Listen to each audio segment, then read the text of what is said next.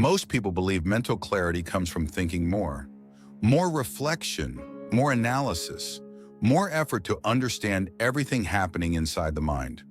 But very often, the opposite is true. Clarity does not always appear when the mind works harder. Sometimes clarity appears when the mind has less to process. Because the modern mind is not only tired from problems, it is tired from inputs. Too many inputs, notifications, information, visual noise, open decisions, unfinished tasks. Individually, none of these seem overwhelming, but together they create a constant background pressure. And that pressure slowly changes how the mind experiences reality. This video explores something simple but powerful. Why mental clarity often requires fewer inputs. Not extreme minimalism, not strict control, but a quieter internal environment. There is something important most people don't notice about mental overload. The real cost doesn't come from one big problem. It comes from the number of inputs the mind is trying to process. The human mind was not designed to process endless streams of information, yet modern life constantly pushes more into our awareness. Messages, news, videos, conversations, notifications, open tasks. Each one demands a small amount of attention, and attention is not unlimited. Every input creates a loop inside the mind, something to process, something to remember, something to respond to later. Most people believe they are managing these inputs well, but the mind still registers them, even when they seem small, because the brain does not only react to intensity, it reacts to accumulation. 10 small inputs can exhaust the mind more than one big challenge.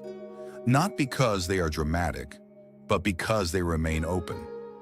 Unfinished loops create invisible tension. And the interesting part is that this kind of overload rarely looks dramatic. Mental clutter is usually quiet. It builds slowly in ways most people barely notice. Mental clutter rarely feels like chaos. It usually feels like something more subtle. A background pressure, a quiet sense that something is unfinished. The mind may appear calm on the surface, but internally many things remain active. Open thoughts, pending decisions, unresolved attention. Each one occupies a small portion of mental space. Individually, they seem harmless, but together they fill the environment of the mind. And when that environment becomes crowded, something important begins to change. Clarity fades, not suddenly, but gradually, because clarity requires space. Over time, something subtle begins to change. The mind is still working, but it is now carrying more than it was designed to handle. When the mind is overloaded with inputs, something interesting happens.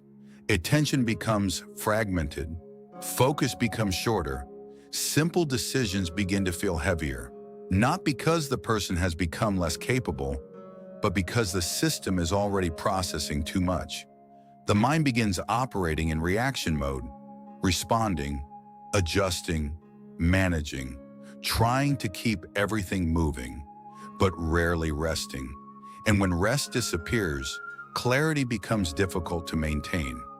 Because clarity is not only a product of thinking, it is also a product of mental breathing room. This is where simplicity begins to matter, not as an aesthetic choice, but as a form of mental protection. Simplicity is often misunderstood. Many people associate simplicity with aesthetics. Minimal rooms, empty desks, perfectly organized spaces. But simplicity is not about appearance. Simplicity is about reducing unnecessary inputs. Because every unnecessary input competes for attention. Every notification, every open tab, every unresolved loop. Each one slightly increases internal noise. And internal noise makes it harder for the mind to stabilize. When inputs decrease, something subtle begins to happen. The mind stops reacting to everything and starts perceiving more clearly, not because the person became smarter, but because the environment became quieter. Many people try to solve this problem by controlling everything, but control is rarely the real solution. Some people try to solve mental overload by controlling everything. More productivity systems, more organization methods, more effort to manage every detail. But control often adds complexity. Reduction works differently. Reduction asks a simpler question. What does not need to remain? Not every input deserves attention. Not every task needs to stay open. Not every stimulus deserves space inside the mind. When unnecessary inputs leave, the mind naturally reorganizes itself. Because clarity is not something we force. Clarity is something that emerges when noise decreases. Something interesting begins to happen when the environment becomes quieter. Something interesting happens when the environment becomes simpler. The mind slows down. Attention stabilizes. Thoughts become easier to observe. Decisions become lighter.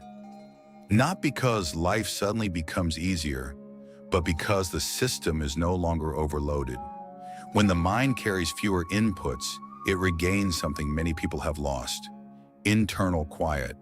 And from that quiet, clarity naturally returns. Not through effort, but through space.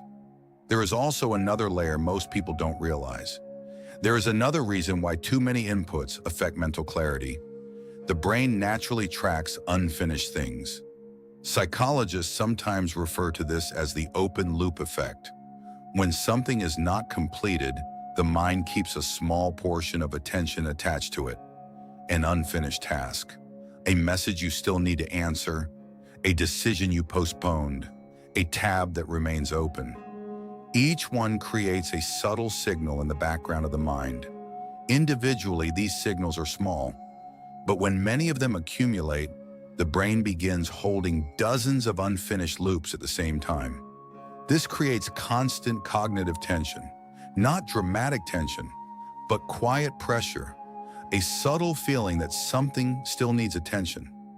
That is why simplifying your environment is not only about removing objects or distractions.